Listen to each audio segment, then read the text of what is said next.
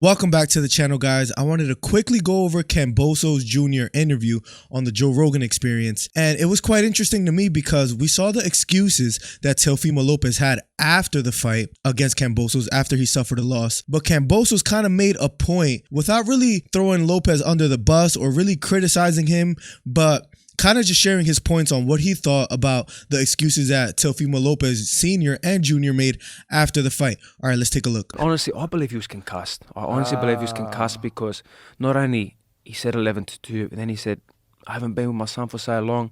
He was only born a couple of days ago.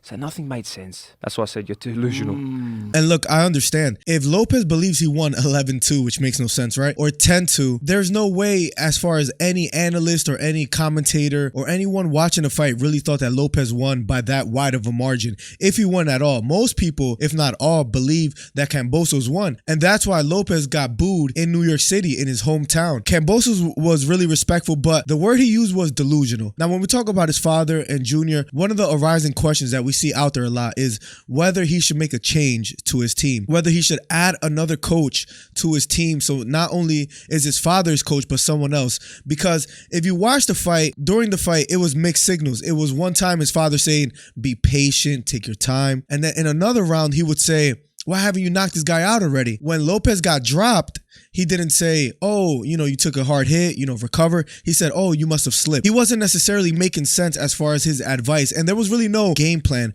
for Lopez after he wasn't able to get Kambosos out in the first round. I honestly think they walked in there thinking, let's knock this guy out early. Let's hurt him early. And they weren't able to do so. And they didn't really adjust after that. But let's quickly go forward and see what else Kambosos had to say about the fight. And then you still got enough energy to do your backflip.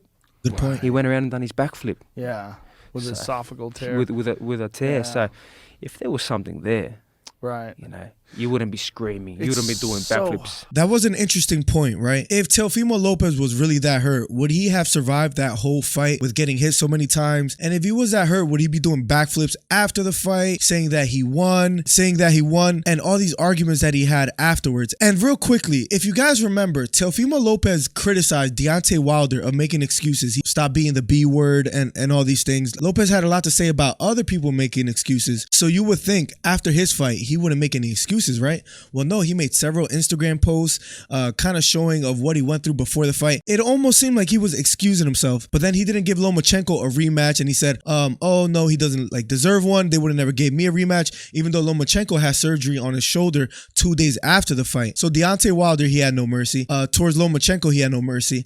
But now when it's up to him, he starts bringing up excuses. And I mean, look, at the end of the day, Lopez is a phenomenal fighter, but we got to call a spade a spade. And a question I wanted to ask you guys is, do you really think if Teofimo Lopez would have won in that first round, knocked Kambosos out cold, or if he would have just won a unanimous decision, do you think we would have known of all the physical injuries he had before the fight? Would he have shared all this news about doctors saying that he almost died in the ring? Or do you think that we never would have heard of it? It's a question I ask myself. Let me know in the comments below what you guys think. Was this just a bunch of excuses by Lopez, or did he make valid points? And credit to Kambosos for being a class act. We're going to quickly go over to one more point that he made in this interview. I sent a video to him, wish him all the best, heal up with the cuts. This was before anything had come out. I knew the face would be pretty damaged.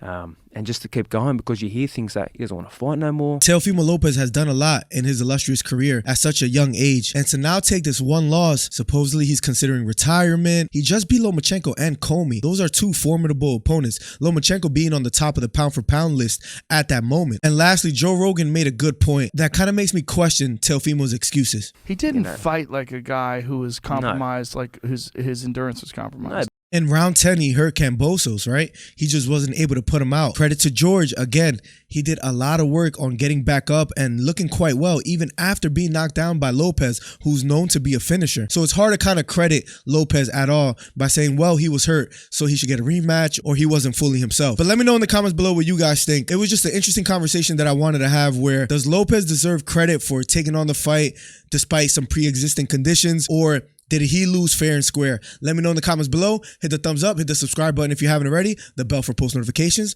and I'll catch you in the next video. Peace.